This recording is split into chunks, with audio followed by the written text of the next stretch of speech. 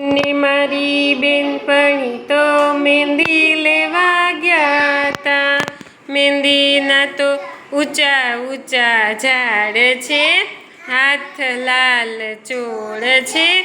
મારી મમ્મીએ એમ કીધું કપડાં ધોઈ નાખજે। મારી મમ્મી એમ સમજી કપડાં ફાડી નાખજે। હું ને મારી બેનપણી તો મહેંદી લેવા ગયા તા। મહેંદીના ઊંચા ઊંચા ઝાડ છે, હાથ લાલ ચોળ છે। મારી મમ્મીએ એમ કીધું પોતું મારી નાખજે।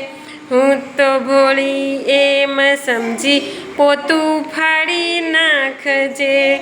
હું ને મારી બેનપણી તો મહેંદી લેવા ગયા તા।